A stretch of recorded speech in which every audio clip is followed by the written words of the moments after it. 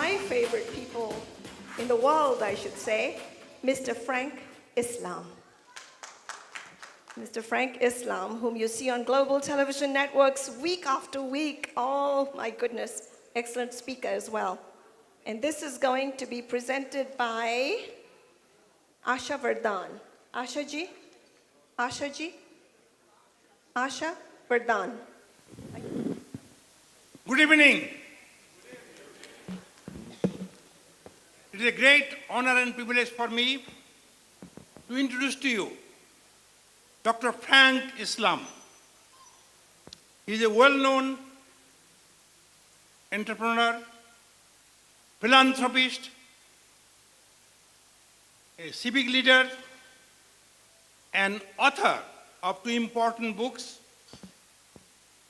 and a thought leader, and an eloquent speaker. You will hear that in a minute, who has a special commitment to civic, educational, artistic, and social causes.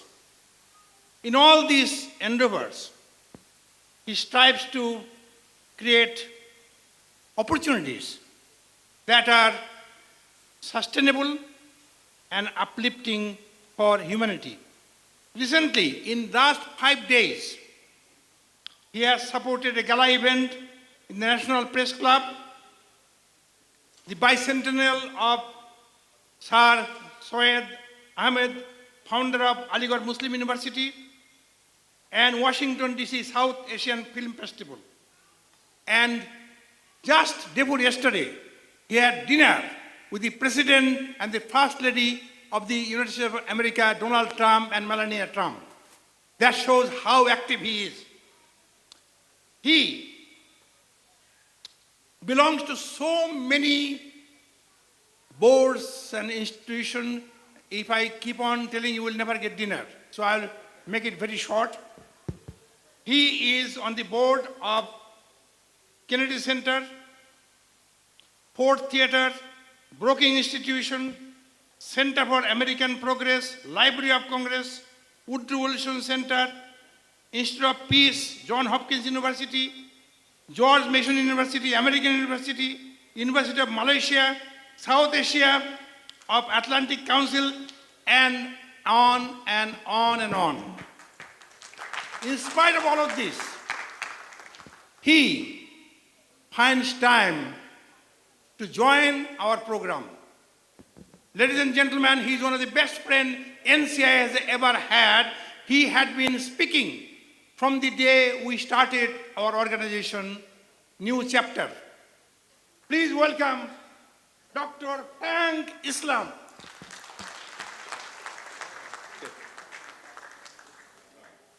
Good evening, distinguished guests, NCI members, friends, ladies and gentlemen.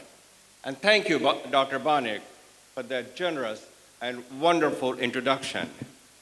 You have introduced me on several occasions and always find a way to make it special.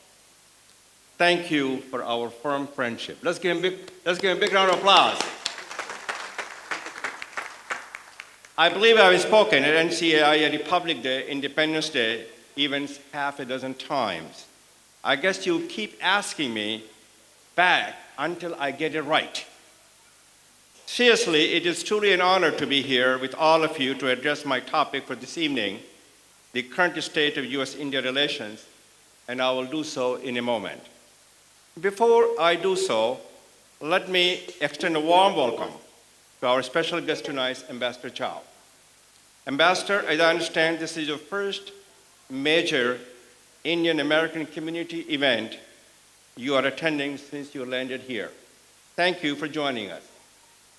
I know that you are not new to the United States because you served as a consul for press and consular affairs at the consulate in New York City more than a decade ago.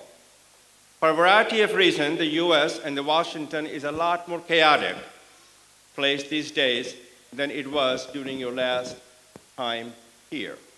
Nevertheless, I hope you enjoy your tenure as an ambassador, and I'm confident you'll play a pivotal role in taking US-India relations, which are already in excellent shape, to a new height. We look forward to working with you and being a resource to you during your service here. Let's give him a warm welcome. Let's give him a big applause. Before I give my remarks, let me wish you all a happy 70th Independence Day of India. Let's take a moment to remember the sacrifices made by the leaders of the Indian independence movement and the timeless ideals of the freedom movement they led. A movement that inspired leaders all around the globe. It was their vision, idealism, commitment to democracy, secularism, and pluralism that made India an exceptional nation in the world. India's commitment to democracy, diversity, and secularism and rule of law is unmatched and unparalleled in the world. Now back to my topic, the current state of US-India relations. In my remarks, I will examine the current state by putting it into context in the terms of the past, the present, and the future of the US-India relations. Those of you who came to this country like myself in 1960s and 70s probably remember how indifferent the United States and India were to each other in those days. Despite both being quality democracies, the two countries were as distant in their foreign policy orientation as in their physical distance. There was literally a 10,000-mile chasm between the two nations. You would also most likely to remember their visit from an Indian prime minister back in the 80s, early in the 90s, was hardly noticed by the media in this country. Then at the beginning of the 21st century, things began to change. President Clinton, a Democrat, took the tide to the next level during his visit in March 2000, and that was the first visit the president made, a presidential visit to India since 1978. After that, President Bush, a Republican, removed a major irritant in the relations. He did that by delivering the landmark civil nuclear deal. The engagement by 3 different American US presidents and 2 Indian prime ministers has laid a firm foundation for a strong partnership based on shared interest and shared goals. For India, the importance of the nuclear deal cannot be overstated. I know that many of you in this room lobbied hard for the deal. So let me talk about the present US-India relationship, which really began with President Obama. President Obama is the only US president who visited India twice. His first visit was in 2010. His second visit was a guest of honor in India's Republic Day celebration in January of 2015. He was the first American president to be the chief guest at India's Republic Day parade. This visit cultivated a warm and deeper relationship with India. During his first visit, President Obama famously declared that the US and India were indispensable partners and that US-India relationship would become one of the defining partnerships of the 21st century. I agree with President Obama that the US-India partnership is indispensable for global peace, security, and prosperity. I was fortunate to be part of the President Obama's business delegation during his visit. What I saw on both sides was the desire to take the bilateral business relations to the next level with the recognition that this would be a win-win situation for India and the United States. I do not want to dwell on the past, not to be stuck in the present. The past and the present are merely a stepping stone to the future. So let me move on and talk about the future as I see for US-India relationship.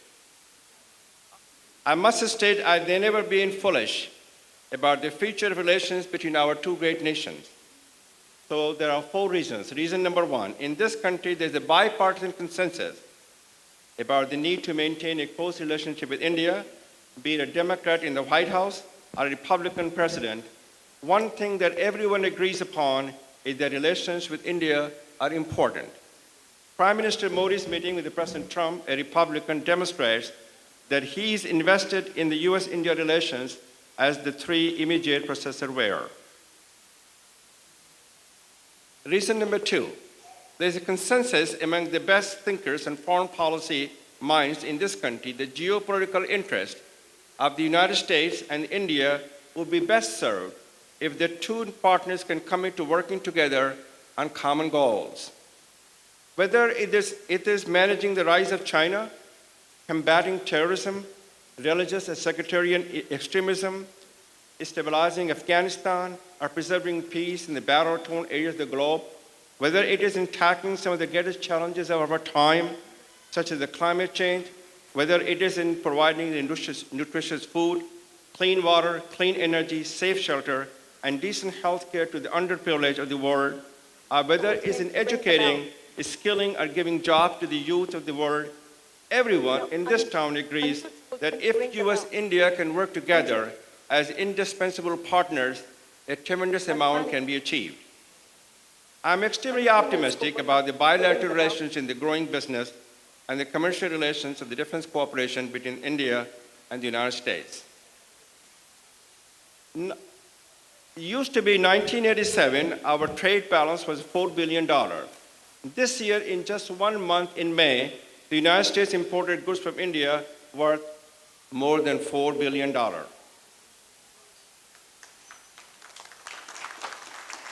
My fourth reason being bullish is because the foundation for our bilateral ties is rock solid.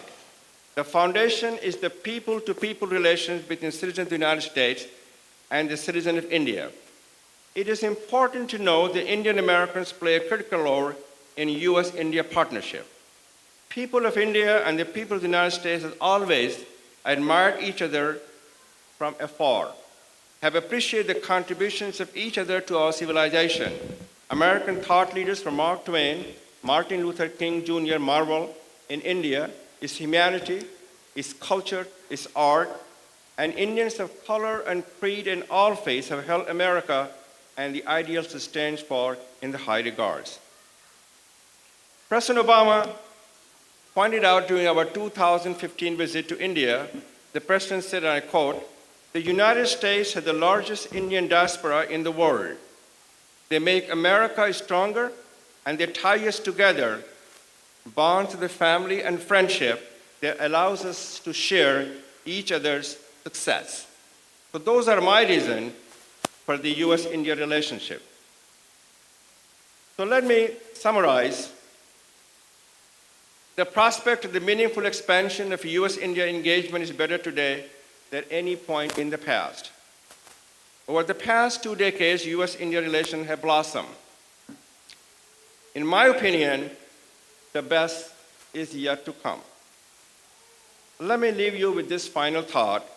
In his immortal Independence Day speech, Prime Minister Nehru said of the independent India, and I quote, a new star rises, the star of the freedom in the East, a new hope comes into being, a vision long cherished materializes.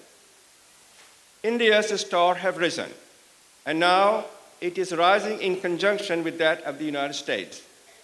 I must caution that all of us, however, the future is promised to no one and to nation. One of Prime Minister Nehru's favorite poet was American Robert Frost. A couplet from Robert Frost that captured Nehru's imagination reads, "And miles to go before I go to sleep, and miles to go before I go to sleep." For me, these 2 lines sum up the work all we have to do on the U.S.-India relations front. India-U.S. relationship has come a long way, but miles to go overcoming the challenges. We, as an American Indians, should continue to play a constructive role in advancing the ties between our 2 nations. In playing our role, we should remember, we are the ambassador of the United States in India, and we are the ambassadors of the India in the United States. Therefore, we should play their role carefully and responsibly. Once again, thank you for inviting me to share my thought this evening. It is indeed an honor to be here. Thank you, and God bless you all.